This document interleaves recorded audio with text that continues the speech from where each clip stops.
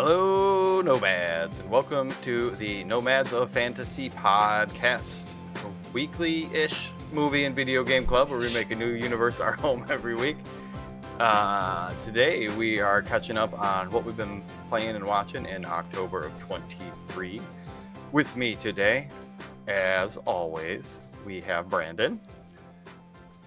Player 2 has joined the game. Ooh, excellent. Welcome. And Eric. What up, gamers? Howdy, Internet. I am Dave. I'm going to be your local nomad wrangler today, just to kind of keep us on track and keep us moving. If you would like to play along with us at home, I'm going to hit up the schedule here real quick. Next week, we're going to be watching Jailer, an Indian movie, which came Another Indian movie. This is what, the third Indian flick that we've checked out, right? Well, yeah, technically fourth, because we did RRR, we did Bahubali 1 and 2. Now we're doing Jailer, which is on Amazon Prime, if you would like to check it out. Yeah, it looks interesting. They're it looks fun. Looks like an action Indian movie. Yeah, they are always fun.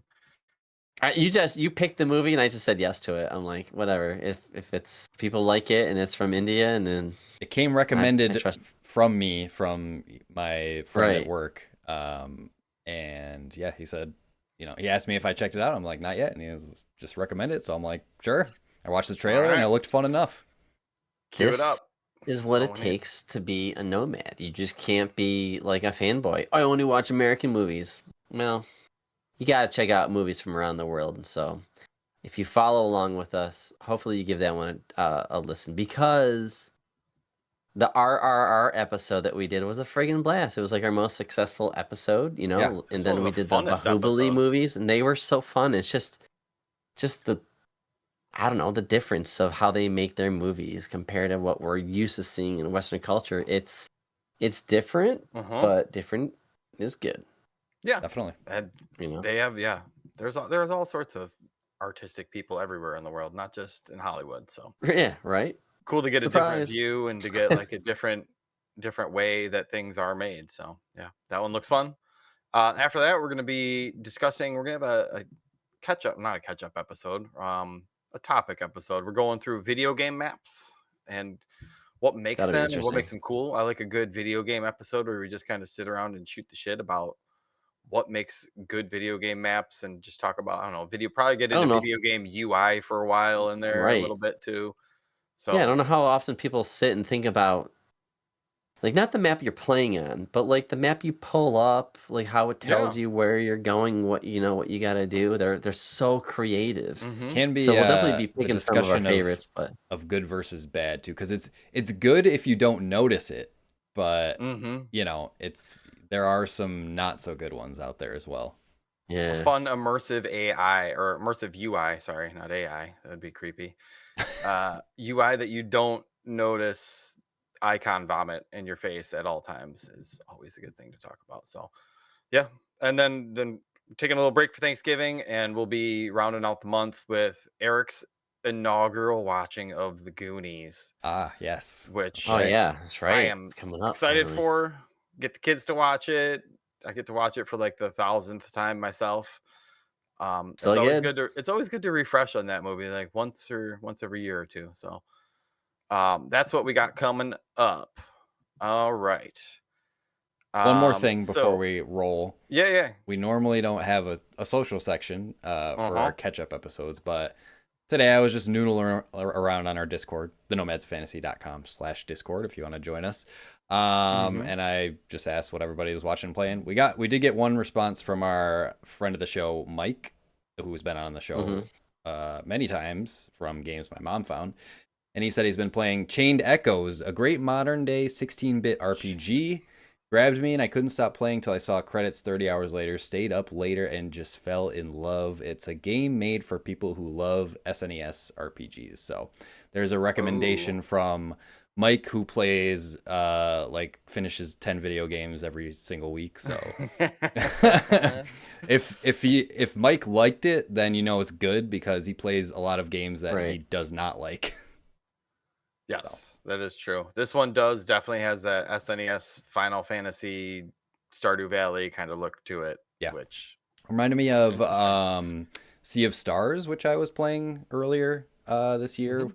That was also very good. I never actually finished it. I do want to go back and finish that one before the end of the year. But it's in that same vein, like old school Chrono Trigger SNES style RPGs. So good recommendation.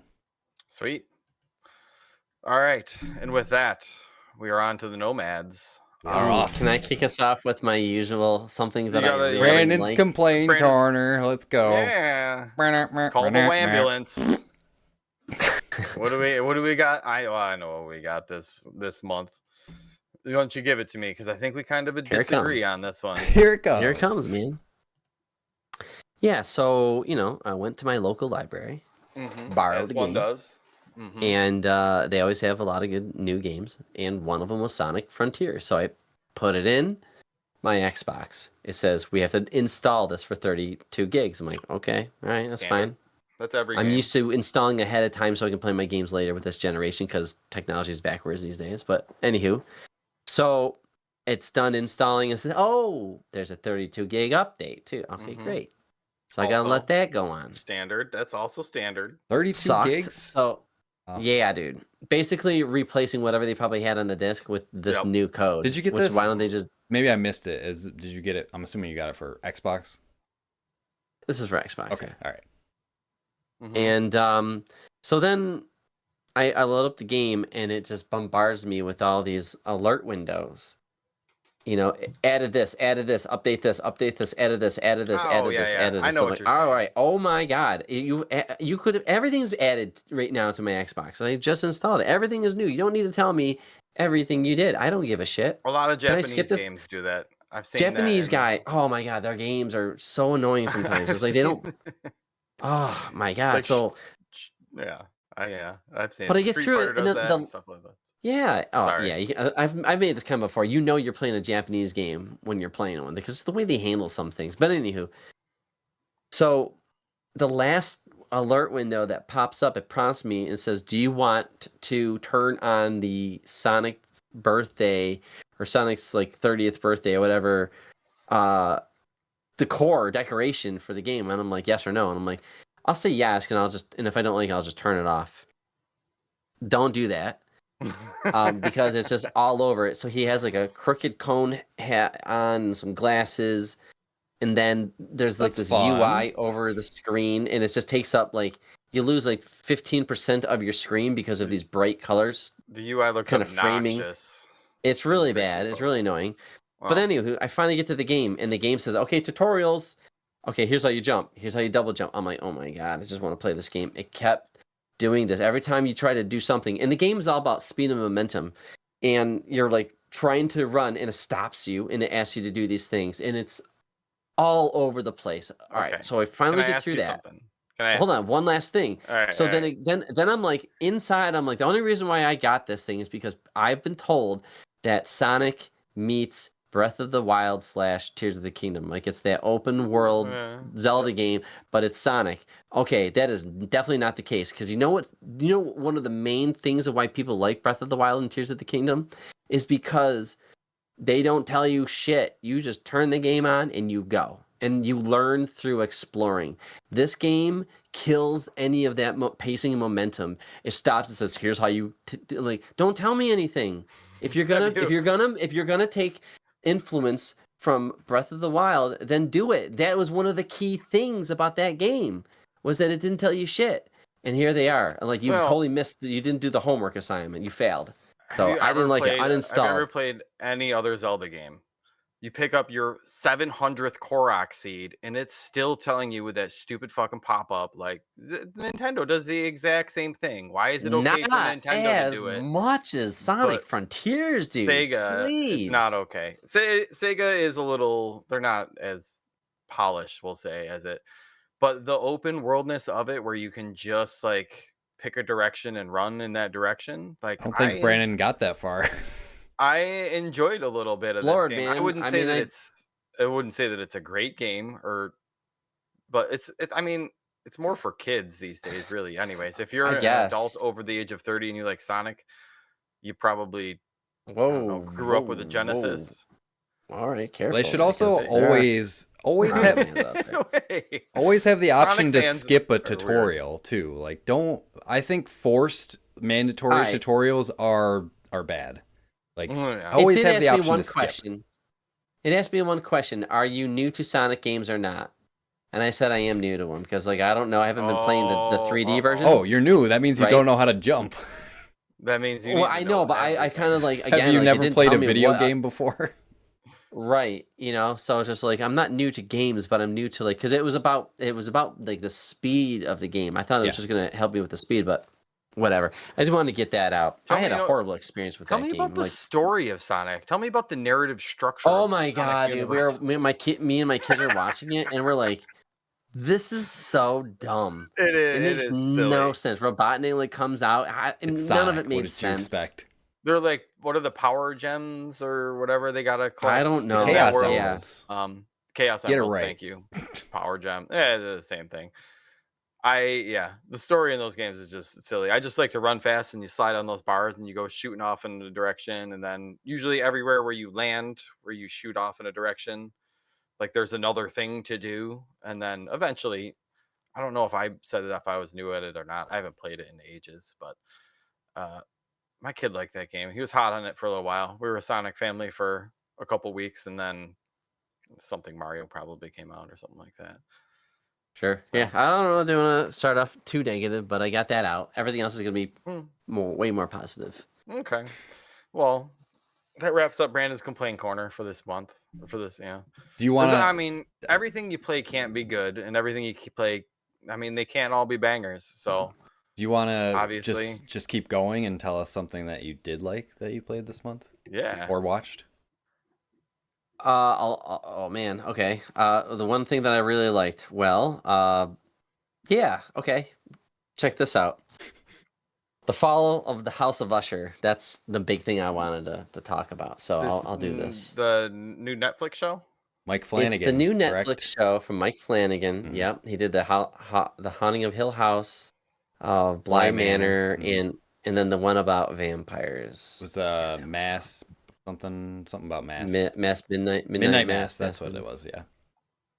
I only watched the first two. I watched Hill House and Bly Manor, which were both great. I loved both of those. Okay. Yeah, and he also did Dr. Sleep. Yes, that is true. I'm looking at this IMDb. So what's great is that a lot of the cast from those TV shows and from the movie Dr. Sleep are, because he likes to reuse the same people, are in this. So it's a good mix of the TV show people and then the people from the movie, right? I'm gonna be very careful. It's new, so I gotta be very careful with spoilers. I went in very cold with my wife. We just were like, yeah, we know his work. I like everything he's done so far for the most part. So I'm hearing good things, so I'm gonna check this out. But I will say 8 episodes long. It has a big, okay. It's a one and done. It just tells its story and then it's done. Each episode's an hour long, and it follows a large family of very, very rich people who got rich off of pharmaceuticals. It has the theme of Edgar Allan Poe.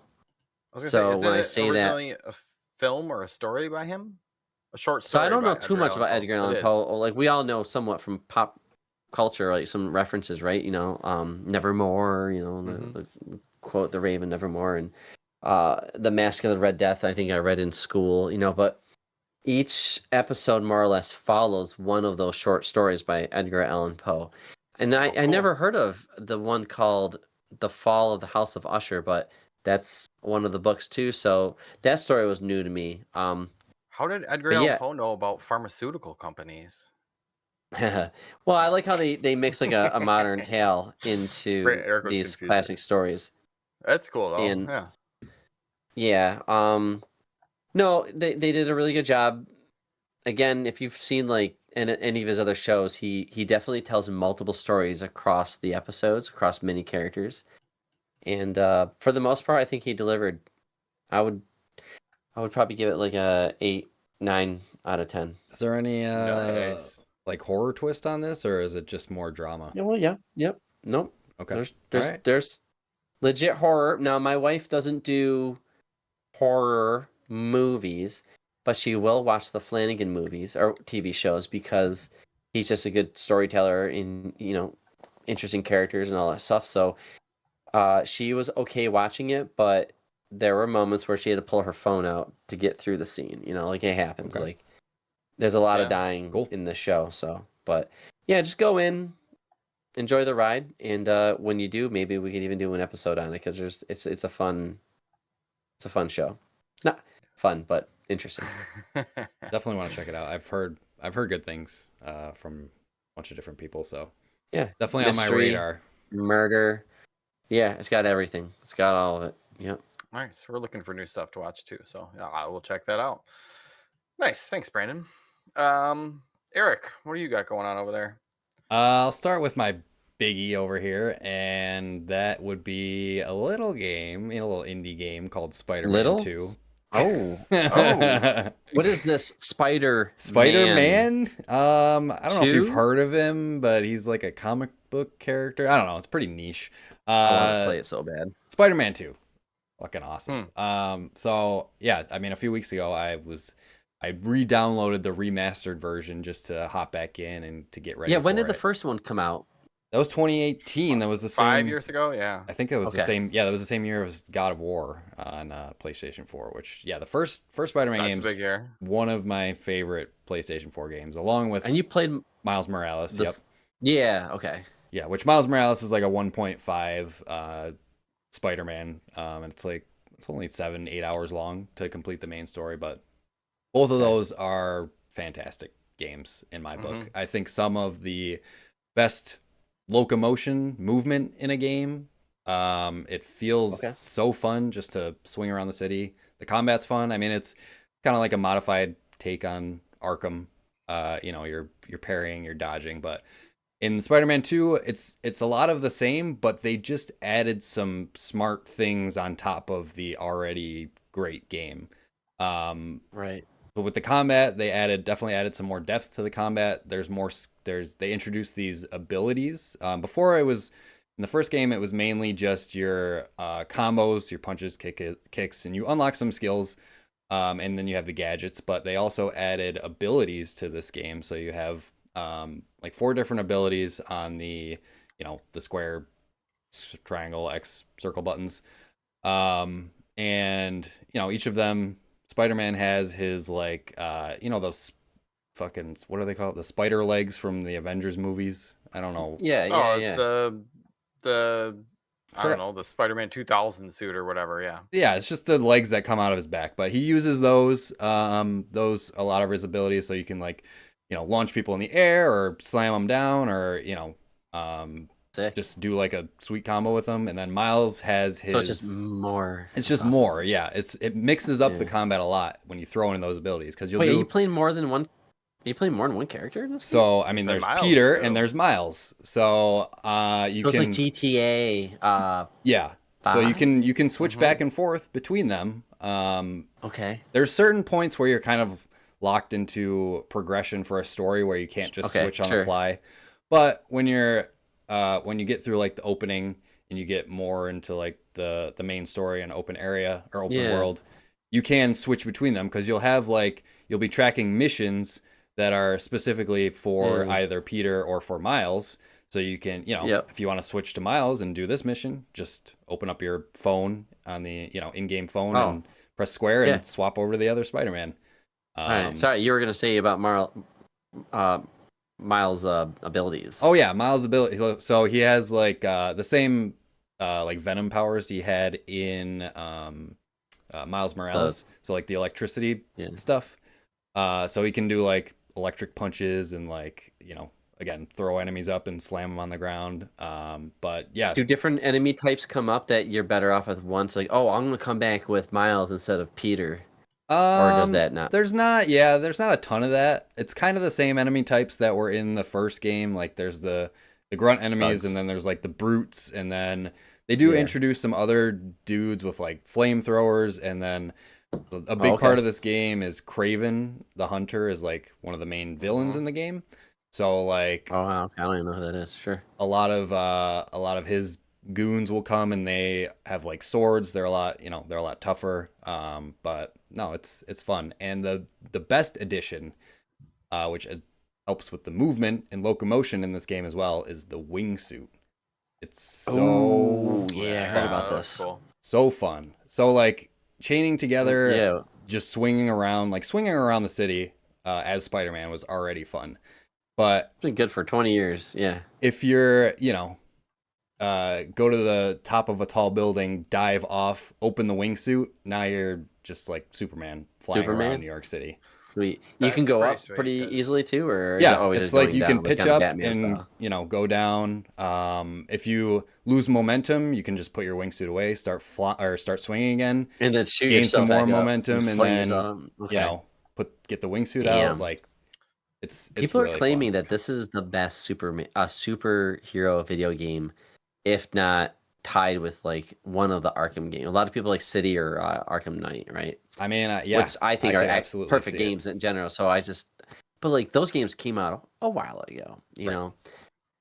And, And the like- first Spider-Man was already really good. So for them to like make a sequel to it, just like make it more better, make it better. Just And like, the- are they doing more of the environment stuff? That yeah. was like my favorite part of Spider-Man. Is just the way he would like use canisters and there's bash still- them to people. still I all of that love that. stuff, Never yep. got. And yeah, I mean that's just the gameplay, but the story's good too. Oh, okay. I thought the story in the first game was great. I haven't even gotten to like the introduction of the Venom stuff yet, which I know is coming. Okay. But Nice. so far, like I'm just enjoying the story and enjoying the hell out of going around, swinging around the city. Like this is the kind How do of you feel about game. this? Sorry, go ahead. I was gonna ask you about how do you feel about this, Peter? I don't. Because they changed the model from the first game I never- to Did look they? more like the movie version. They of changed it in Peter. the remastered Spider-Man for PS4, or for Oh, did PS5. they? I mean, Okay. and he's fine. Like I don't know. Okay. I don't even like. I've been used to this Peter for so long. I don't even remember what the other Peter looked like. It's the Okay. same voice. Corny ass white people with the parted hair to Yeah. the side, and Yeah. I actually, when I fell off of Starfield because that got boring. Rather, that was good for like a week or two.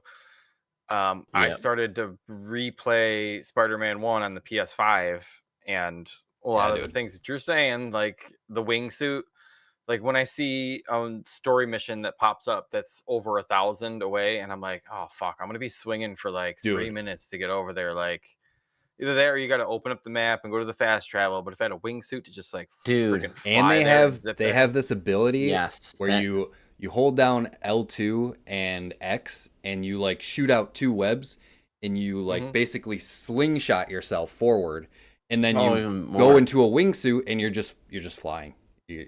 If something Yeah, that's that's nice. 3,000 meters away, Hmm. you'll get there in like 5 seconds. Traversing in that Gotham Knights game is brutal. It's so cumbersome. It's just like I Really? don't want to take on this mission because it's far. That's Like, the worst. sorry, people. It's Good luck worse in with game, all but- that. Yeah, it is kind of like, you sound like a whiny gamer when you're saying like a mission's too far to walk to, but like it's kind of like, I don't Well, if want the to, game's you have shooting to you do it. around. You have to do it over and over and over. The repetition of Yeah. having to like travel to a map marker is, super lame. That's I think one thing that the Batman games got done great. I think Um, in the first Spider-Man and I mean this one, I think the first Spider-Man I only fast traveled maybe once or twice. I have not fast How traveled is the at fast all. travel in this Spider-Man 2? It's supposed to I be haven't really fast. I haven't done it yet because it's just so fun to swing around and move Oh, around the okay. city. Like and Mhm. there's always stuff that's popping up too, like side activities. So like a big Yeah. thing with Sandman happens in the beginning. That's like the big cinematic Okay. thing that happens in the beginning. Okay. So there's like these Sandman crystals around the city that you can collect. There's like photo ops and stuff that you stop and take pictures of stuff. Like there's always some little side activity to do and like the crimes that randomly pop up throughout the city. And like it never, even though you're doing the same things, it never really feels repetitive just because you can mix up the combat so much and just the way that you're traveling around the city. It's just fun. Having a great time with All it. right, Eric. So I'm seeing that with what? the first one too. Like the What? Oh, go ahead, Dave. Sorry. Oh no, I was just gonna say like they have the Osborne missions and the Black Cat ones, and Yeah. I don't know. It's kind of you do kind of get a little bit of map icon vomit, but at the same time, like You always turn that off. they're all different. Like any of the Osborne ones, they're complete like different side missions. You're Mhm. never repeating like the same mini game when you're doing them, so Like they even don't the feel random as even the random crimes boring. that pop up throughout the city. Sure, you're fighting the same dudes, but like the combat is just so fun. I want to beat up those dudes. Right, that's a good game when you don't mind that you have to grind a Right. little bit to get to Are something because those like it's so fun. are those still tied into like the equipment progression? Like in one, you're using Yeah. like boss things and crime things and They different still have things those to move tokens stuff up. for the different activities, and like Okay. the more That means activities you do in a certain district, you unlock more like rewards. So if you do a certain amount of activities, you can unlock fast travel, and then you unlock like these rare tech parts, which you can use to craft, your gadgets and your upgrades for your suits and stuff. So, well, that's cool. but yeah, Nice. Good. Or you're gonna ask something, Brandon. Oh, I just 2023. I think is just the greatest year of video games. it's And it's where hard to is argue. where you've been playing some of the big games of the year so far, at least touched them. Where does Spider-Man sit? Like, do you have a top 3 at all right now, or? It's tough. I mean, Spider-Man is definitely up there. I feel like I haven't. I mean, I've played a decent amount of it, not a ton yet. Yeah. But it's more of what I loved about the first game, just added more on top of it. Sure. So it's definitely up there. Obviously, Tears of the Kingdom. Jedi Survivor is another big one that I have to get back Dude. to. I have not I finished do that too. yet either. I'm like, wait. Like Yeah. there's so many games. So much food on the plate. And you don't know what another to eat another next. game that I'm going to talk about is probably up there also in some of my favorite games of the year. Hi-Fi Rush I forgot Okay. about also was a great Oh, yeah, game. Hogwarts came out this year. Hogwarts, I completely forgot about that game. Like it's Yeah. insane. Yeah. Yeah. It's crazy. This year is insane. And Insomniac's working on a Wolverine game next, which I know. I gets can't me wait just for that. excited to see that, because seeing Yes. Insomniac step away from Spidey to do another superhero, It'll be Yeah. interesting yes. with like sign me up. Like the Spider-Man games are so focused on the movement and traversal. I'm curious how they'll handle Wolverine, who is not as mobile, He No. he runs. He can run. I mean, Yeah, he but he's not runs, swinging but around the city. he's more I feel like a it'll be murder more. machine. Yeah, I He feel like it'll be more grounded, dash. maybe more focused on like, inner, because I mean a lot of the times in Spider-Man you're outside unless you're going in for like a mission or something, like inside of a building for a mission, but.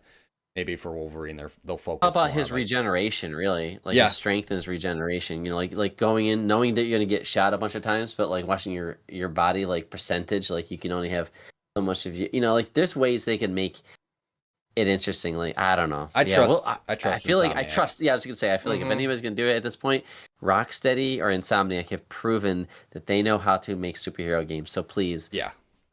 Thor, Iron Man, fucking Superman, whoever, just put them. They let those studios do it. For fuck's sake, one of them make a Ninja Turtles game, please. Turtles. Insomniac. There you go. Please. All right. Enough with the wish list. Thank Poor you, Eric. I'm going to jump in here because I have been tearing mofos' heads off this last month. Punching some holes in chests, uppercutting some people, doing some toasties, playing Mortal Kombat 1. The one that came out in 1992. The first or 3 or game? whatever? No, it's actually got the number 1 in it. So They put the that it's 1 the next new to it, one. so Yeah. this is the one to play. The one. So you got Liu Kang, who's like rebooting the universe after the events of the previous game. Spoiler warning.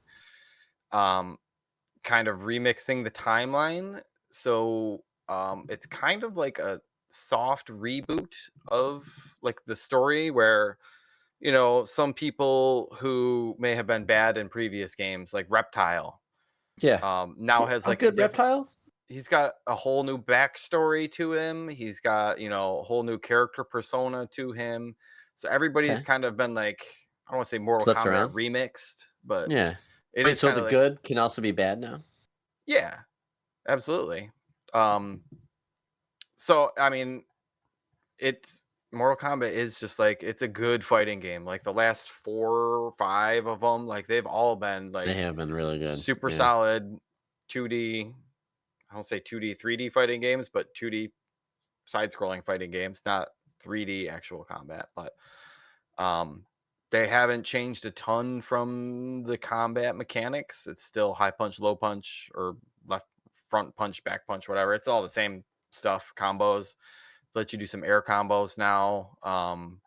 You now have assist characters, which you're choosing. So I'm going to be Reptile, and I can take an assist of like Kano or Striker, or like they have a lot of the side characters tucked in as assist characters, which is kind of cool because you can't put everybody into a Mortal Kombat game to start, or else the list would be like 30, 40 characters long. So I'd have to see what the main roster is. It feels like it's around 20-ish guys. That's a lot. 20 characters is a lot, though. Hold on. Yeah, I mean, definitely for a fighting game. 22 playable characters. 23 at launch if you include Shang Tsung. Well, and then this gets into some of the bad stuff. Mortal Kombat as a game is, a good fighting game. I go online and I get my ass whipped by people. The story mode in it is amazing, as all NetherRealm story modes. Yeah, their stories are actually like. Hold on, let's take a second because they're legit good. Like I would say, I didn't play 9 or whatever that one was, which I think you said it was pretty good. Yeah. But I did play 10 and 11. And I didn't finish them. I'm actually working through those because I knew you were going to be getting into the new Mortal Kombat game, and I'm like, man, these are legit fun stories. Like they're as good as like a movie would do, and you don't think. Yeah. If you play Dead or Alive, those stories fucking suck. Play Street Fighter. I didn't play the new one. This one was supposed to be really good, but usually the stories are pretty dumb. Or they don't. Fighting games don't need on to a screen or like like a. But Mortal Kombat does a good job. Yeah, it's literally like a cinematic. Well, yeah, sorry, Dave, you played the Injustice games. Oh yeah, Injustice 2 is one of the best stories I've played in a fighting game. I legit thought it was a good story. It's a comic book movie, basically. Like it was with interspersed with like fights, because you can go like 5-7 minutes of cutscenes in between a fight, and you're just sitting there just watching the movie essentially. But you can, because I don't know what technology they got, but they got good facial animations going on over in their games. I haven't seen the new one. What you're playing? It is even better. Like they have some depth of field stuff where you see the same kind of camera angles where they have like the close-up shots of people's faces with like a blurred background, and you can see pores in skin and the facial expressions. Shang Tsung's fucking shit-eating grin where he's like smirking off to the side, like you want to smack him in the face when you're seeing that. Like it's so good. But some of the stuff that's kind of clouding it, I don't know. It's that kind. I don't know if it's NetherRealm or if it's Warner Brothers, but some of the microtransaction-y stuff has gotten it's gotten the community in a little bit of an uproar. Like cosmetics or no? Well, they're selling like Halloween fatalities for like $8. Like, wow. Like a fucking $1, right? I feel like $1 is like a good price because that's what I would. Yeah, that's it's not any pay to win stuff really, but like Shang Tsung, you only get him. He's a staple of fucking Mortal Kombat. You only get him if you pay the extra $8 or if you pre-ordered previously, and he is the main bad guy of the goddamn game, and you have to pay extra to play as him in the regular fighting, which sucks. Is asinine. Same thing with Quan Chi, who is the other part of the Deadly Alliance. He's not coming until the first combat pack, which is like $30 or $40 for another 6 characters. Wow. 6 characters in it. The 6 characters in it are fucking pretty rad. I mean, you got Homelander, you got Omni-Man, Peacemaker. Like there's some ballers in there, but like $30-$40 that was pretty steep. No, here's what you do. Here's what you do with Mortal Kombat games. You gotta wait a year. In 2024, around Halloween, they're gonna fucking have all the DLC characters and the game for like $20-$30 at most, and Well, you'll get everything. They'll release That is accurate. the version with everything Ultimate. on sale because they did like XL. Mortal Kombat XL and all that stuff. Right, exactly. Yeah. Which But the DLC characters are fucking dope though. But this time they've always gone back, got like Jason or the Alien or the Predator, which those are great thing, Rainbow and all that shit. But Terminator. man, who would have they've seen been so good. Omni-Man and fucking Homelander, dude? Like That's that. just, I don't know, You can that's finally awesome. simulate that fight, Omni-Man versus Homelander, Right? in the game. Yeah, they actually. Holy fuck, dude! I think they actually got J.K. Simmons to do the voices for Did they did. Omni-Man Oh, in did it, they? which Did they really? like Oh my god! that's amazing. But yeah, I wish. One thing I do wish is that you could bring back some of those old ones because Yeah, the one year they RoboCop did versus all horror, Homelander. they did all horror characters, and then the one year they had like you said, RoboCop. They had Terminator. Yeah. The Alien, like if you could get all of those into one game, Mortal like, it would be Kombat pretty Ultimate. amazing. Smash know. Ultimate. It got, will like, happen one 70 day, I'm guys. sure. It'll have like 100 characters, but I mean, it is expected. It's kind of, I don't want to say more of the same because it's a fighting game. Like they're following a formula, a template that they're going with. One thing that also did kind of bug me is in the other previous games, I think like the last 5 or 6 games, they've had the crypt where you get your currency from fighting or whatever, and then like you go to the crypt and it's the last one was an actual 3D environment where you walk around Shang Tsung's island and you're like exploring in a 3D environment and unlocking chests, and that's how you get all your unlockables. Now they have like an invasions mode, which I think I saw somebody saying that they also had in the mobile version of the game. And it's kind of like that Smash Brothers thing where you're following a map and you're just walking from point to point, and then you're just doing like a fight this person with lower health and fight this person with fireballs on the screen and stuff like that. So it's just like remixed versions of maps and fight, things. Which it's all right. That's how you're doing your unlockables now. I really miss the crypt. I always thought the crypt was really cool because it'd have weird shit to discover in there, and they jump scare you, and it was kind of added to the Mortal Kombat stuff. But all in all, solid fighting game. But like you said, Brandon, definitely, I think at this point you wait a year and a half, you wait for the XL version of the game with everything packed into it, and you don't bullshit around with any of this other stuff. So yeah. Nice. Well, that was Mortal Kombat. Who wants to go next? Brandon, you got anything else over there? Yeah, I have a few. You want to save them for the honorable mentions? Yeah, I'll say one more thing. Sure. And then I'll be able to do my quick. So, just before recording, my wife and I finished watching Barbie. Oh yeah, we've seen most of that. Still gotta watch it. It's a good movie. It's interesting because we have a history with Barbie, or not Barbie, but Mattel. And when we worked at the marketing agency that we were at for a while, when we were there, Mattel seemed to be kind of having a hard time, right, getting people to buy their product. Like they just seemed to be kind of not scraping by, but like they were not in like their best years doing anything special. They were just kind of just cranking out now it's computer science stuff. Barbie. Now it's this Barbie. Now it's airplane just mechanic Barbie. Yeah, just kind of surviving, really. I know they financially were not doing great. Mm-hmm. But then this Barbie movie came out and they made a shit ton of money. But it also like pissed off a lot of people. So I checked it out and I can see how Mattel made a boatload of money. Mm-hmm. And I can also understand why people were upset with this one. I personally don't take issue with what they were trying to say with the movie. It's why were people upset? How far did you get in the movie? I've been having Amazon Prime issues, so I'm about 3/4 of the way through it, and then Amazon Prime started crapping out. So, okay. All right. Don't spoil anything, but I've heard that the way that they bring Barbie, like I don't know, I want to say like the mythology behind it, or like I don't know, like every that's time all you the have fun stuff. Yeah, how they tie it into it's like great. reality is it's pretty cool. It's fun. It's like I don't know, whatever. It's just like this alternate reality where like they all live in or whatever. It's kind of like the movie Inside or something like that. It's just like they represent something in this one world that they live in, but or like Toy Story, but like then there's the real world or whatever.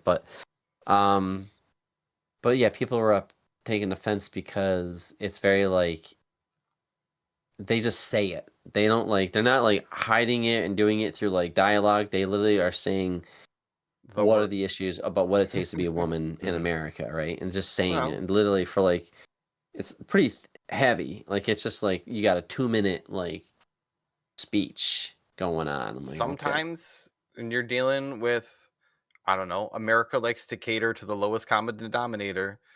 Dumbest And they were people get definitely the for same this. vote as the smartest people. Yeah. You gotta kind of Yeah. just put it out there. Like if you're putting metaphors into things and you're putting symbolism in it, like you're like 80% of the people aren't even gonna fucking get it. They're just gonna be like, why did Barbie not take her top off? Right. Like which so they're making fun of all of that, which was funny. Like the way they made fun of like dude culture is pretty good. It's pretty fun. like that's like the shit we fucking say. Well, it's directed by It is. Greta Gerwig, which she's known for being very outspoken about things like that. Yeah. Mm-hmm. But the third act of the movie is like if you're not picking up what they're trying to say, they just say it, and it's like very long. So I'm like, I can see how that rubbed people the wrong way because like you're here to be entertained, but they're lecturing you for a while. Yeah, okay. I getcha. So like and then at the very end, I had mostly had fun with it. I'm not saying like I didn't like the movie. It's a good movie. Like people should see it and then decide if they like it or not. But there's like this final scene at the end with Barbie and like this one character, and I'm like, it's supposed to be a heavy. It's the only time it's fucking heavy, and they're trying to like do something, and I'm like, I look at my wife and go, all right, I'm totally a dude right now. What's the significance of this scene here? And she's like, I don't think I know either. And I'm like, is it just like it just what it takes to be a woman? I'm like, we're like trying to analyze the scene. So like, I don't know, like maybe we're just dense, but everything else we like totally picked up. I think the humor was pretty good. Some good cameos. I thought it was pretty clever. Too. The cameo. Oh, I think this is the brilliance of it. Is the product placement is so on the nose in a great way because they're like literally it's like when you saw the Mario movie. Every 3D model in that game was made for fans. Mm-hmm. We knew everything. It wasn't just like, oh, they happen to be this. Like, no, that is something. And then when you watch the Teenage Mutant Ninja Turtles Mutant Mayhem movie, it's made for fans too. Like a new audience, but made for fans because everything in the background, all the things they're saying, if you're a fan, there's a lot of that for you. So for Mattel, for Barbie fans, they had all the different Barbies and accessories and all those characters are in this movie, and so like stuff like that I think is pretty fun because it's just good to see like the history. I don't know, like when you're trying to learn about a franchise, it's nice to see all the stuff that goes into that franchise, the history or something like that. So they're making overall pretty fun. Some good commentary on Barbie's like societal impact and like that's exactly what it's trying to do like, at the very end. Throughout the history. What is your place in this world today, 2023 Barbie? So but yeah, Eric, you'll like it. It's very pro women, which is fine. I'm trying to be like a heterosexual man talk about Barbie. I'm not the target audience, but I think people are being a little ridiculous with what they get angry about. I think it's just fine. Hey, we got all our Transformers and Avengers and G.I. Joe There's a trans movies. Barbie. Like, did you see that? No, I didn't get to that. But we got all this. We get in like the first 2 minutes of the movie, and she's one of the main characters. The doctor. I didn't get to that. The doctor Barbie's looking pretty good. Yeah. I don't see unless they said it to me. I don't know. Maybe I didn't notice. So. Well, they got a deep voice at one point going, "Oh my god!" But Ryan Gosling is fucking the man, dude. He's hilarious. He's always the best in everything. He's so good in this movie. I think he's like the best. The second act, I liked him because he's really good. Nice. Yeah. Cool. I didn't know you were bringing that one up. Nice. No, that was a surprise for you guys. Surprise. All right. Let's jump back over to Eric. Why don't you get started with something? I'm gonna grab a beer. I'll do my I'm gonna do Cocoon next. Bye. That's my big other main thing. Oh, okay. Did you play any of Cocoon, Brandon? I did. Did I'm you not finish hot it on it. or no? No, I didn't. No, I probably logged in about 2.5 hours. Well, So a good chunk. you're halfway through already, so I would Oh, say really? keep going. Okay. Yeah. But Okay. yeah, Cocoon. I'm talking about Cocoon, Oh, Dave. nice. Yeah, Good name. I really really enjoyed this game. I think it definitely is at least in my top 5 for the year so far. So it's like a surprise that came out of nowhere. Like it was, an indie game released by, I forgot the name of the studio. I'll have to look it up, but it does have pedigree from Playdead, which was the studio behind Inside and Limbo. Geometric that's what, yeah. Interactive. Yeah, so the main gameplay designer from Inside and Limbo worked on this game. Oh, okay. You can tell. So Which are great games. yeah, absolutely. And this is I love these kind of games. Like it's not really a platformer. It's basically a straight puzzle game.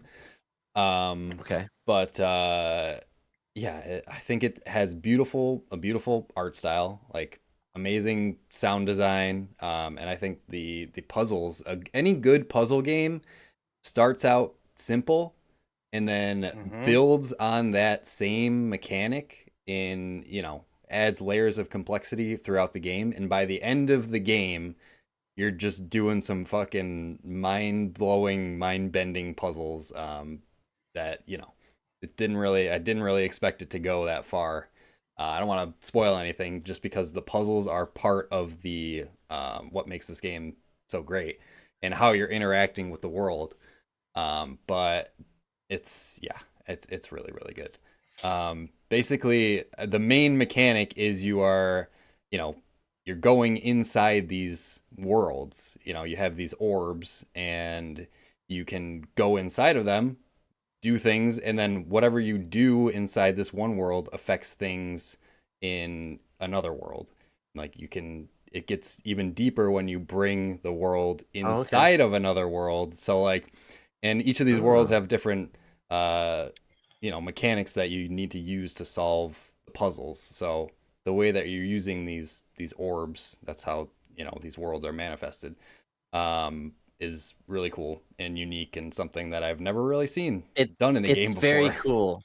It's very cool because there's like this one moment. I think as far as Eric, obviously, but when you have like your first boss fight, and instead of him like kicking your ass and like you dying, because you don't die in this game, right? I don't think you do, but like you do. But it's cool because like when you fight the boss, he grabs you or something like that, and he like throws you out of the orb, and you gotta hop back in the orb. And there's that transition as a video game. It's just like it felt like, wow, I've never done that before. You. Like, yeah, it's cool. Like, did he just throw me out of the world? Like the jumping between worlds too is like seamless. Like there's no loading. There's no nothing like that. You just go in and out like seamlessly. And two things I love about this game.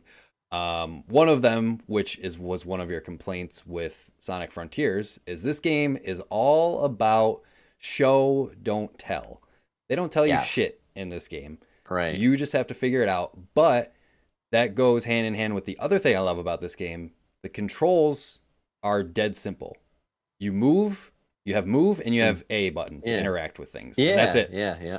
And you have to figure out how to solve these puzzles with just those tools. Like there's no complex control schemes or anything. You're moving and you're interacting with objects, and the rest is kind of up to you to solve these puzzles. It's a very indie game thing to do, and I'm totally okay with that because honestly, you don't need too much. I mean, look at Mario, the old Mario. You could jump and you can maybe shoot a fireball out of it. And that's about it. Right. Like you don't need 1,000 abilities. I mean, you can, because you were saying, Spider-Man 2, but like that's like the complete opposite. It's different levels of complexity. Yeah. But these indie games like Cocoon, I wasn't too hot on it, but like I'll give it another shot. It was, dude, you're already like halfway through it. I would say just takes 5 hours. Just spend spend some more time. And like a 2 session. Yeah, I Man. finished it in two nights. Okay. I played like an hour the first night, and then I just finished it the second night. I just couldn't stop playing. Oh, okay. I couldn't stop when I Right on. got Okay. towards the end. But it's also on Game Pass too. So you got Game Pass. Right. You can download it right now. Game Pass. Oh man, I wish they would sponsor this show. Game Pass has been on fire the last couple months, Oh, yeah. but they usually are in the fall. They're cranking. Yeah, they do have. I mean, you're getting like 4 or 5, sometimes 6 games a month, which is kind of Some games are ridiculous. coming out. I didn't even know they were getting. I'm like, really? That's on here? I'm like, okay, I guess I'll be playing that. Nice. Well, I got to get back into that and finish. I think I have about a session left in Cocoon. So. Oh, I thought you finished it, Dave. No, I have not finished. Yeah, you should finish it. I was pretty far. I'm probably 3 hours in. So, well, speaking of indie like trippy games, I also played an indie trippy game called Super Mario Wonder. Oh man! Oh, you got that? Oh, dude. Let so? me tell you, that game is a fucking trip. A good trip? Bad trip? Yeah, absolutely. It is.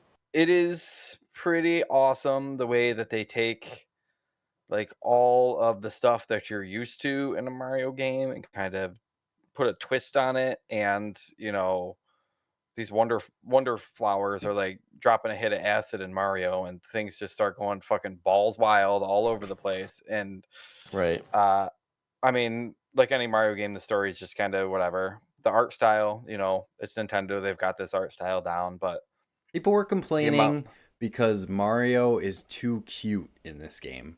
And I'm like, he looks the same. What as are you on about? What Mario are you fucking talking about? Like, just stop. That's like looking for issues. Yeah, you're looking for something to complain about. I mean, yeah, they made some tweaks to the art style in this game, but I think it was for the better. I think everything looks way more expressive and fun, fine, colorful. Yeah, fun. It is super fun. They got new voice actors for Mario and Luigi too, which my kid even picked up on. He's like, Luigi's got a different voice. I'm like, yeah, it's actually really good. So it's surprising not Day, that he actually picked up on that. It's cool. Yeah, but the way that they kind of tweak the games, I mean, it's still got the same 2D side scrolling. Thankfully, thank God, they got rid of the running into each other when you're playing multiplayer. So you're not bumping each other into cliffs and stuff like that. Yeah. You just kind of go. The camera does follow one person, and I think it might be the person whoever finished higher on the flagpole before, or whoever's died last. I don't know how it does it. Okay. That gets kind of weird when somebody starts dragging the other person and you just turn into a ghost and you gotta float over there. It's like bubbling in the old Marios.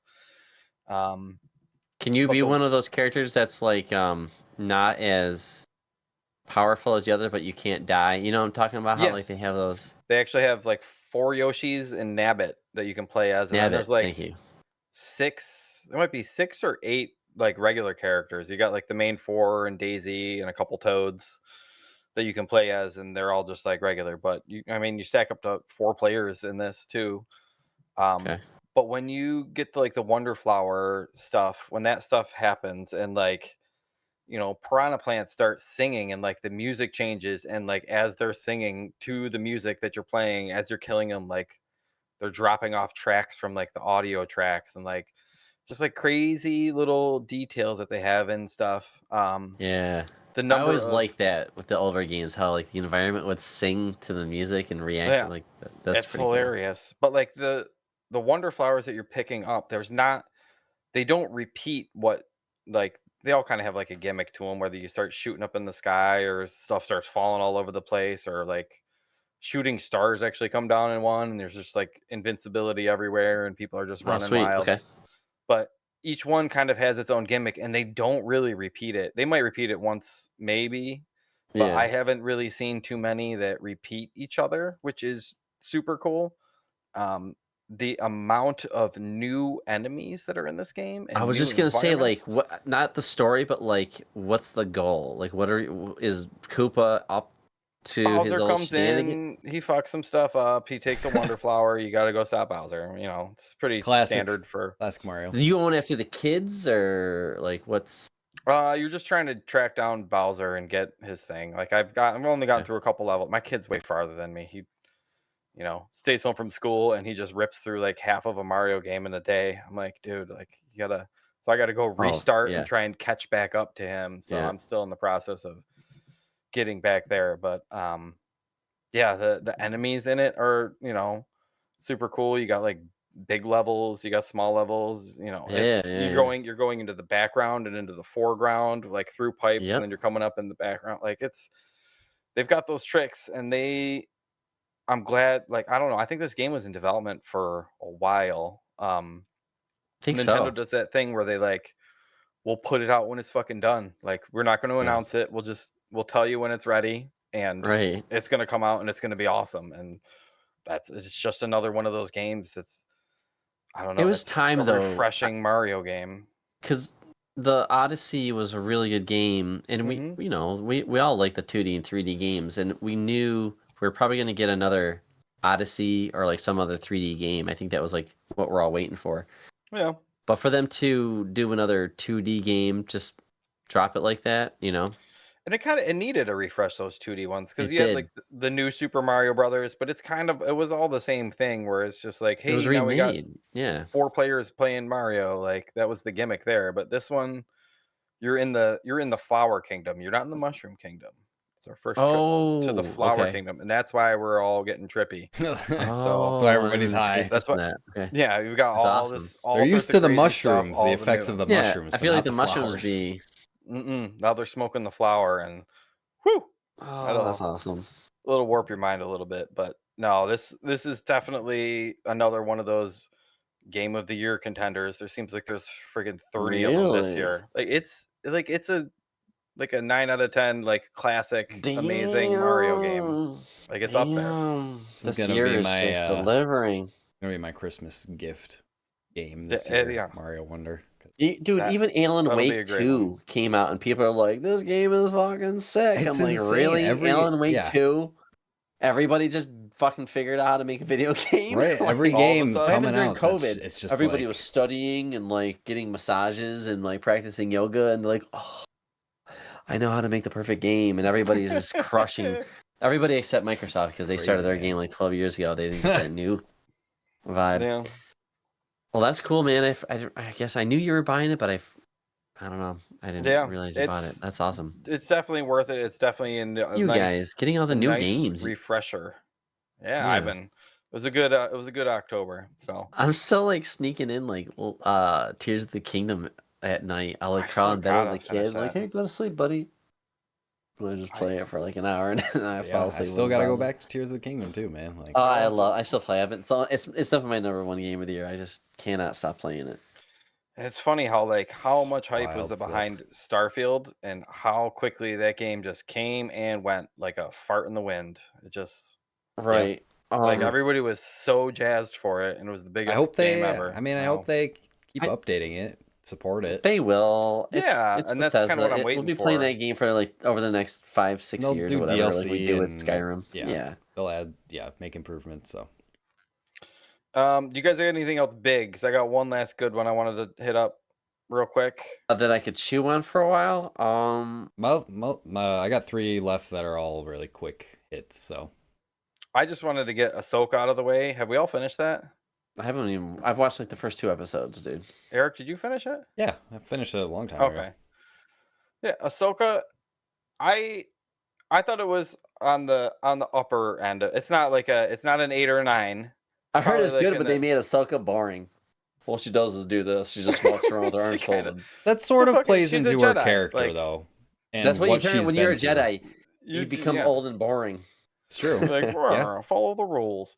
But I also, per Eric's recommendation, I ripped through all of Rebels too, like over the last month or two. Okay. It's taken me a while, but I did get through 4 seasons of Rebels. Some of those seasons are like 22 episodes long, so it's a drag. Rebels sometimes, is so fucking good, man. Like, but seeing, can't say enough good things about it. I kind of finished them both at the same time, which is kind of weird way to do it, but the end of Rebels finished so strong, and then that helped me appreciate Ahsoka so much more. Yeah. That I think that I appreciated what they did in Ahsoka. I am really sad that guy died. What is his name? The villain?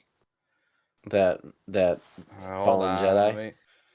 Ray Stevenson. Yeah, I know Stevenson. that's a real bummer. That dude is a fucking like he's been in a couple different things too. Like he was badass in that. I think he was fucking probably show. probably the best part of the show, like best, villain. Like Really? I love Thrawn in Rebels. Thrawn in Ahsoka didn't really do it for me that much. He wasn't like he's a master strategist, all this stuff, but he just kept losing like over and over again. I literally just finished the last Thrawn book in the newer trilogy. Thrawn Treason. And like the Thrawn, I get that Thrawn is like older in the show. Maybe, I don't know. He's been sequestered away on this fucking planet in another galaxy. But he's just not, he doesn't have the edge that he did in Rebels or the books. Like, I don't know. This Thrawn in Ahsoka didn't really do it for me. Right. Yeah. Yeah, but Ray Stevenson was great in it. I thought the show was good. It's worth a watch. If you've seen Rebels, absolutely. Rebels seems like it's a this is like the this is a direct sequel to Rebels, essentially. I know somebody comes because people can't not spoil stuff, but I know some big character makes an appearance. How is that handled? I mean, if we're, I don't know, I feel like it's fine to spoil it. I'm assuming they're talking about Ezra. That's the whole. No, I was talking about fucking Anakin. Oh, Anakin. Oh, yeah, they handled that good. Yeah, I liked how they did that. They didn't bring him back to life. Like he's like, they brought back Yoda in the movies, and he's just a Force ghost. He's just all right, okay. But I think how was it handled though? Was it okay or was it forced? No, it seemed forced. It seemed good. Get it forced. I felt. No, I liked it, and I think the interaction there, like again, there's a lot of history if you've seen Clone Wars and Rebels with the relationship between Anakin and Ahsoka. Yeah. Padawan. Yeah. Right. Yeah. Anakin is Ahsoka's master. Right? No. Yeah. There's a whole Clone Wars thing. No? She left the Jedi Order. Where was she during episodes 2 and 3? She didn't exist yet. She wasn't written yet. Where was she in episode 3? She was so before Order 66, she left the Jedi Order, and she was basically just off doing her own thing. Like she was on Coruscant. She's between episodes 2 and 3. She was bouncing around a while, but Rebels takes place right before A New Hope, and then Ahsoka takes place like right after Empire. Yeah, or after Return of the Jedi. Yeah, right. Yep. So but she was bouncing around. Or after Mandalorian. After Mandalorian. Ahsoka is after. It's the same timeline. They're happening at the same time essentially. Okay, I just like it. Yeah, Ahsoka was kind of just watch the movies and TV shows. I need to have a little calendar, and then it just shows like the logo of what I'm about to watch is like, and you're like here in the timeline. Yeah, and I'm a Star Wars fan, but I'm starting to like lose track of like when does Book of Boba Fett happen? Right. When does Kenobi happen? All of that when stuff does this was shit after happen? I can't remember. Yeah. They add them so quickly too, where it's like this season's here, this season's over here, this season's up here, and like they're just wait till they start doing Old Republic stuff, and they're like, none of that shit matters. This is New Force people. Yeah, most of Ahsoka's story happens in the Clone Wars. There's some stuff obviously that happens with her in Rebels, but the majority of her time in the Jedi Order and what happens after she leaves the Jedi Order and why she leaves the Jedi Order happens in the Clone Wars. And you still have to watch Star Wars Visions, which is also all over the place with the timeline, but that shows some of her stuff. Visions isn't canon. It's fine.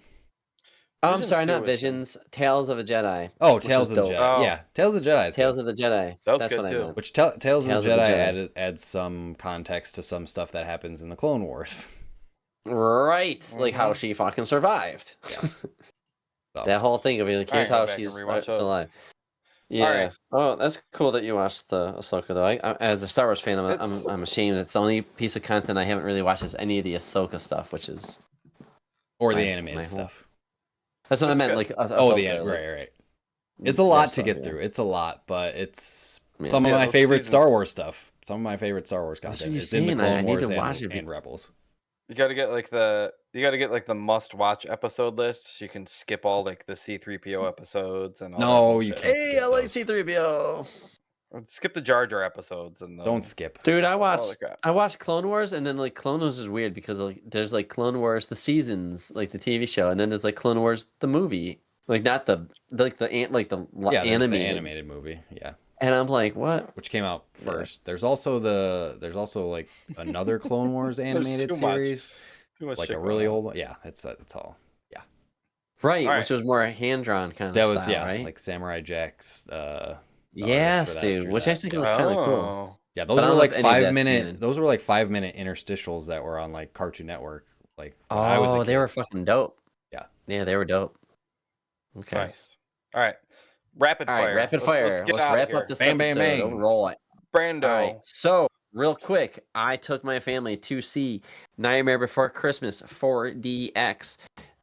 This is that thing at Regal where you sit in a chair and it moves around like a roller coaster. You got water Yeah. spraying in smoke your face and coming shit. in, you got all wind blowing. You got lights flashing. But yeah, we watched. My youngest really likes Nightmare Before Christmas. It's his favorite movie. So they brought it back in the theater. We've never done 4DX. This is something we do with the kids and make it fun. It was like rewatching the movie for the first time. It was so good. It was on a big screen. It was 3D, high 3D too. definition.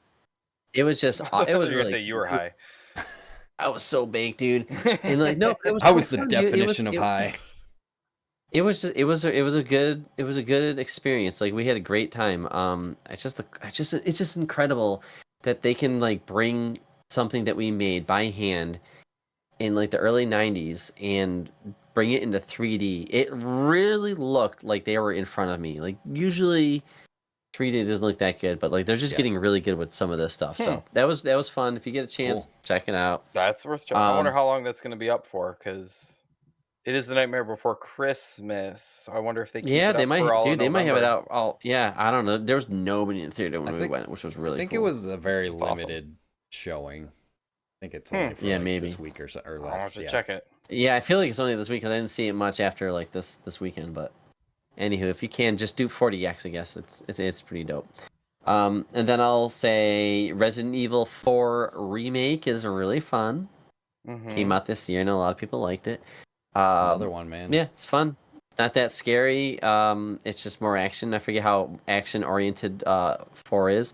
What I really like is that there's story mode on there, so I'm playing on story mode. So I just have so much ammunition. I'm just punching and kicking old bags left and right in that Old game. bags.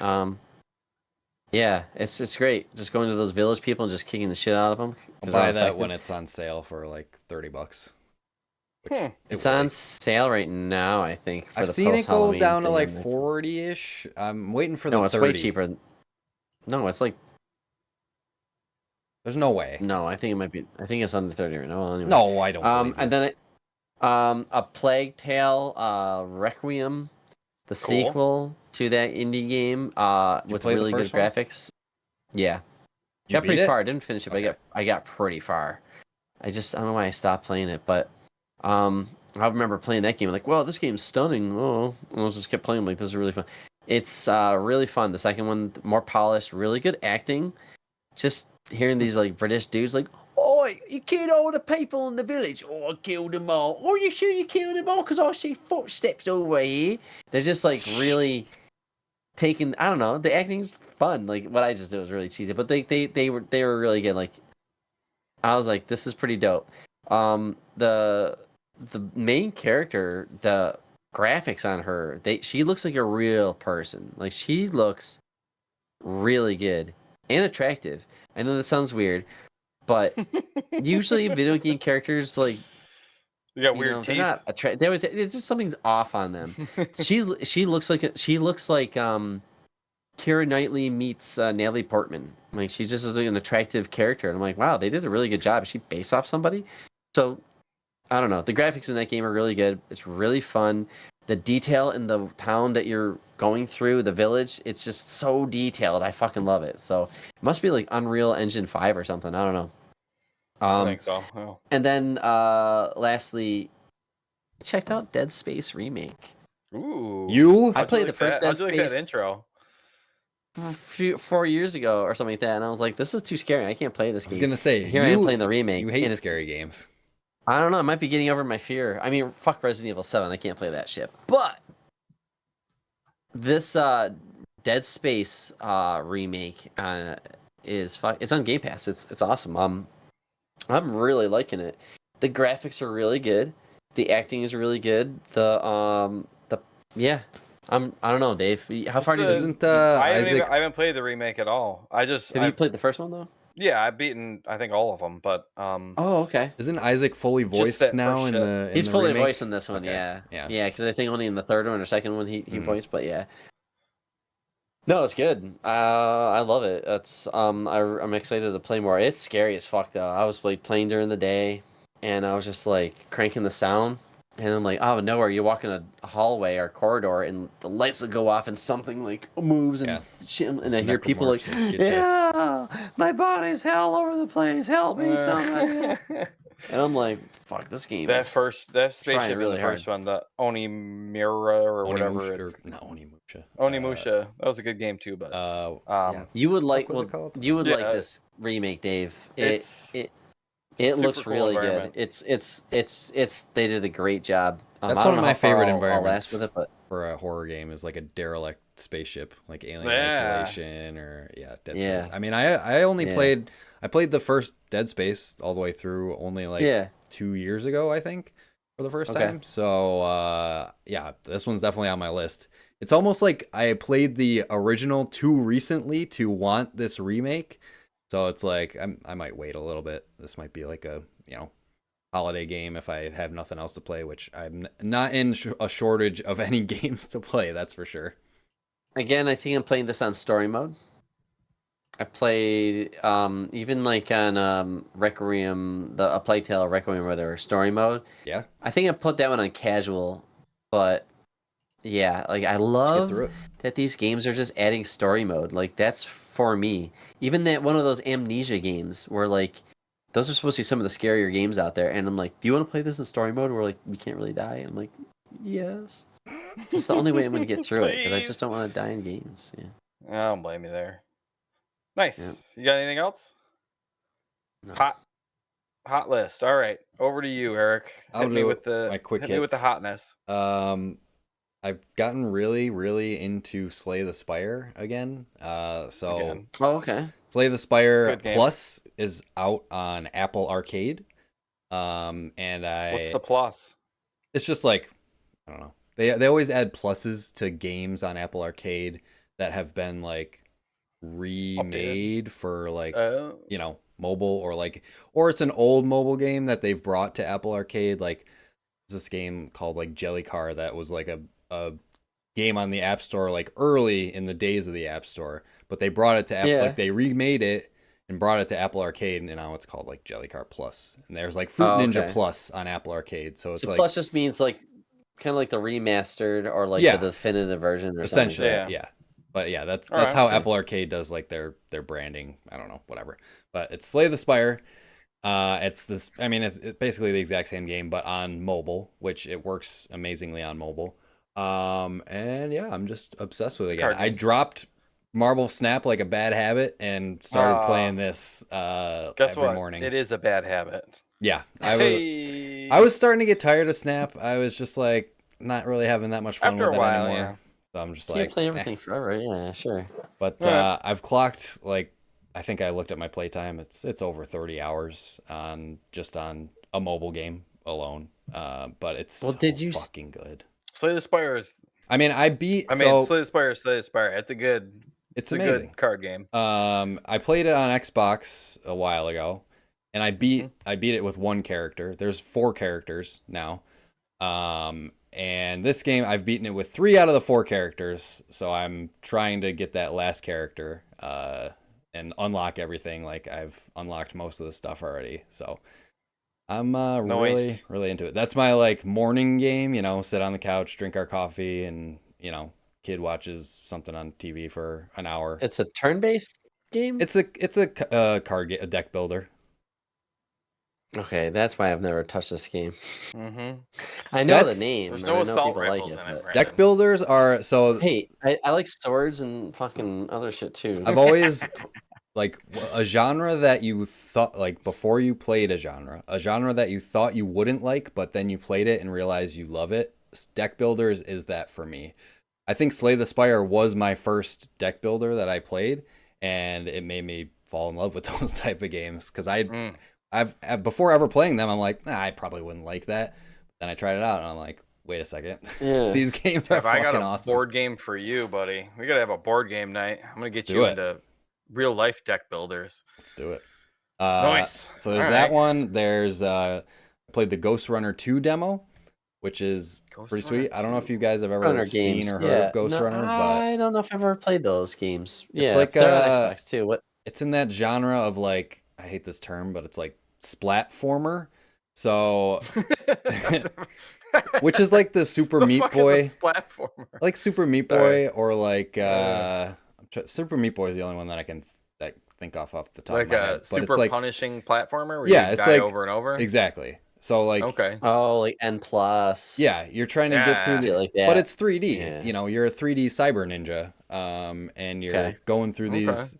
It's like platforming levels, and yeah, they're like, you know, really short segments, but they're tough. You have to, plan your run, Right. plan your route, and kill each enemy in order in a specific way so you don't die. And it's a one-hit kill. So if you get hit once, you restart. Oh, So you gotta like, it's like trial and error type of game. that's what Katana Zero was, except Yeah, that was 2D, but like you it's have to like the kill same everybody. exact thing. Yeah. Yeah, Katana, but it's 3D. So it's basically, it's basically Third person Katana render? Zero in 3D. Yeah, first person. Yep. Oh, first person. First person, yeah. But it's good. It's really good. And the demo's only like 30 minutes long, but it gave me a little taste. It is frustrating, I will say. I don't know if I could play through this whole game just because Right. like that constantly dying and having to retry gets in your head a little bit and gets a little bit frustrating. Yeah. But I will say, if I would check out the demo because the close, like the last section is really, really cool. I don't even want to spoil it, but you're riding a motorcycle, I'll say that, and it's awesome.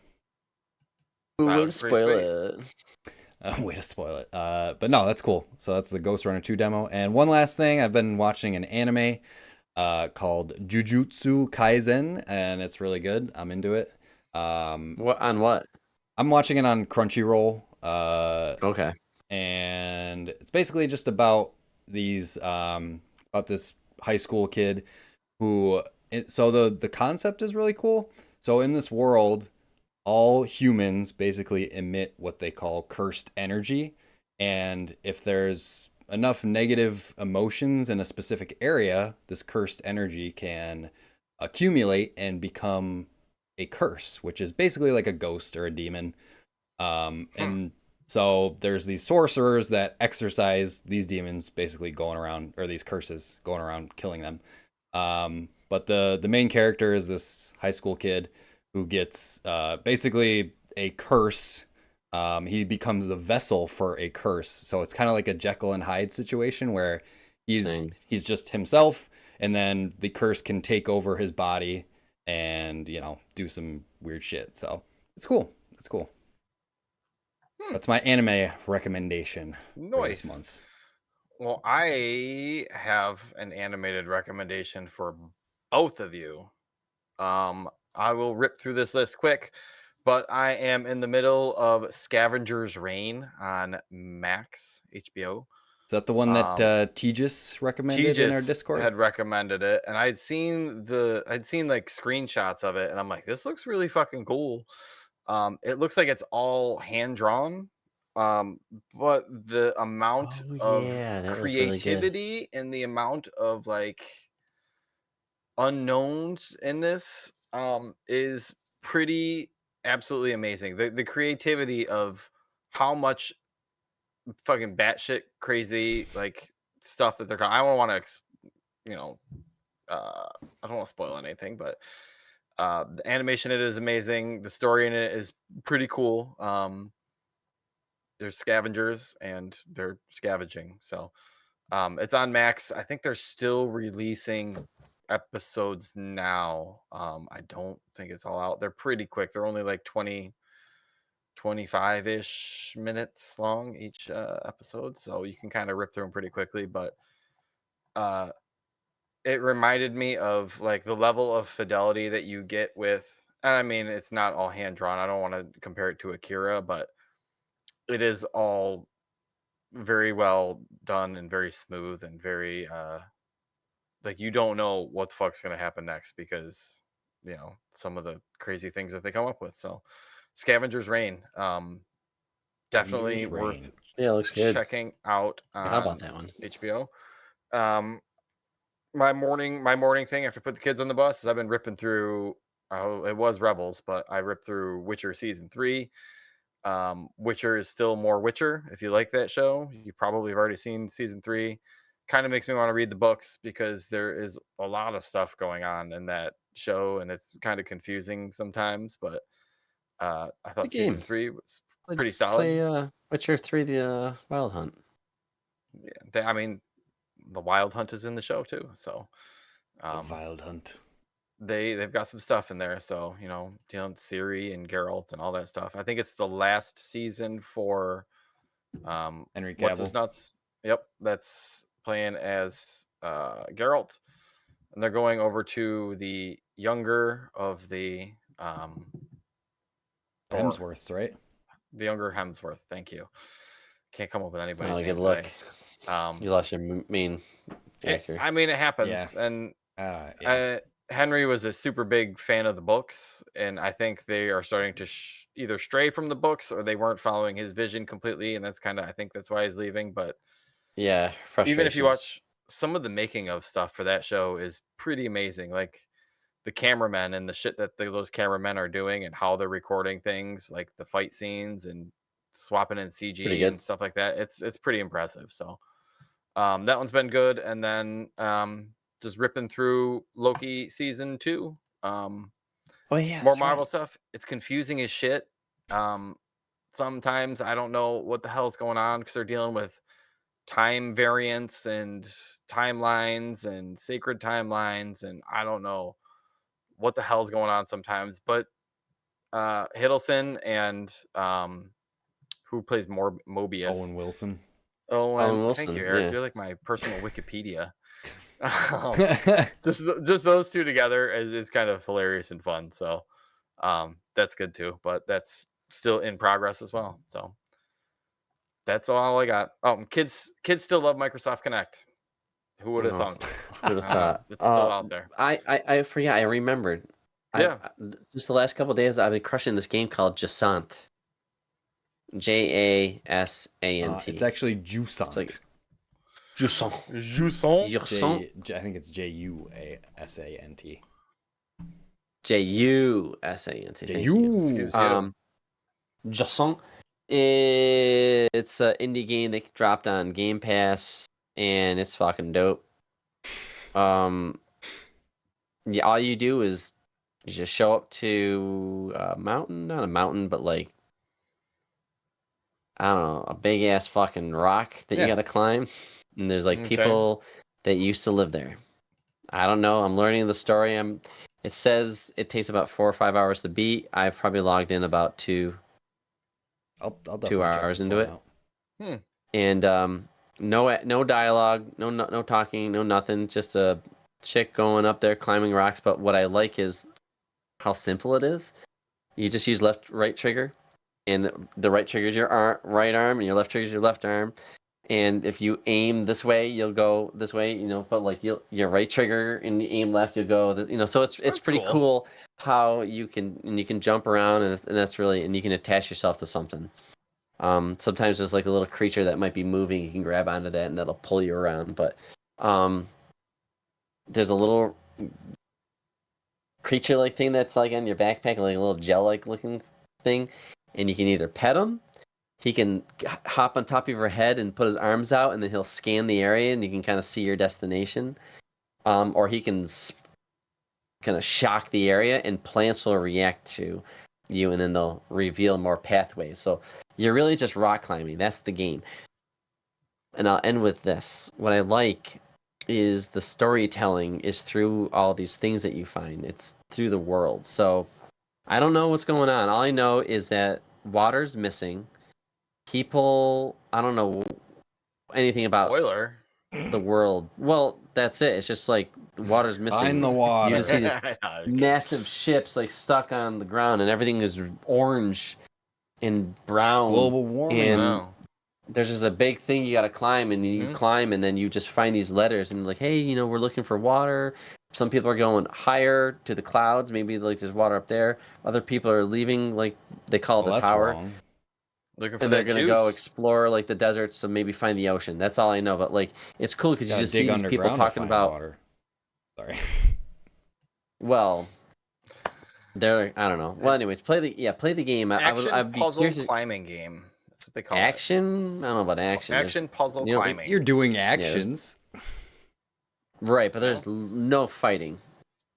It's a puzzle game, and you're just climbing, and it's pretty cool. It's just a fucking big ass thing you're climbing, this mountainside like rock thing. It's just awesome. Definitely it's cool. Check it out.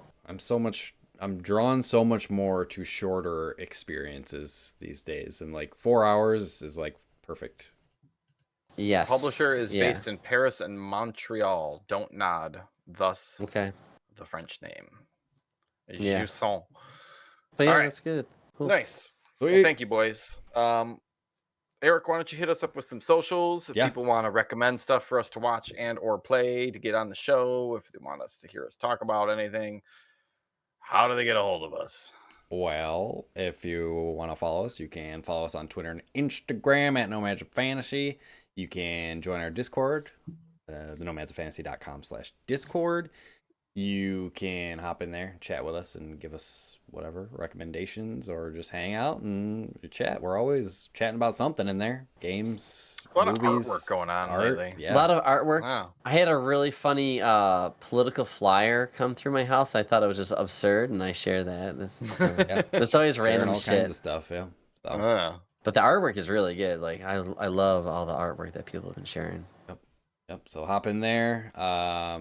Just go to the nomadsoffantasy.com because it's cool, and we're proud of that website. For all your nomad needs. We got the merch. All of them. Got the merch up there. We got links to whatmapgame.com if you want to play our game that we made. What's up, I would say our videos, our short form videos that we've been putting out are like bonus material. Yeah. If you want TikTok like under a the minute, Nomads of Fantasy. kind of.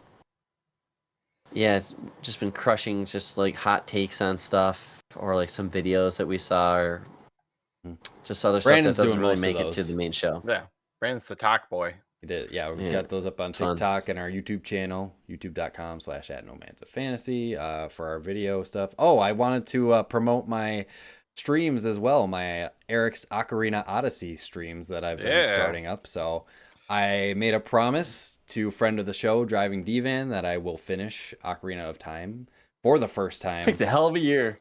In the year of 2023. Hell of a year to be doing it. Yeah, dude. Most crowded year ever. Yeah. But I have like 8 weeks left. So every Tuesday at 9 p.m. Eastern time, I will be streaming some Ocarina. Probably go in 3-hour chunks each, week to get it done. And I'm also not afraid to use a guide just to direct me where to go, just so I can get to the end of the game. So it's been fun. I did, episode 1 on Tuesday, and I had a great time. So tune in if you want to see me play through some Ocarina. But yeah, that should be fun. But sweet. Yeah, I don't think I have anything else for you boys. That was a long one. Damn, Ocarina of Time is a 27-hour game. With a guide, it'll go quicker. Whoa, I'll finish it. Don't worry. If I have to put some extra time in over the holidays, so be it. I mean, it's better than Breath of the Wild or Tears of the Kingdom. Those are like 80-hour games, so. Don't worry. I'll finish it. To each their own. All right. Let's get out of here. As always, safe travels, Nomads.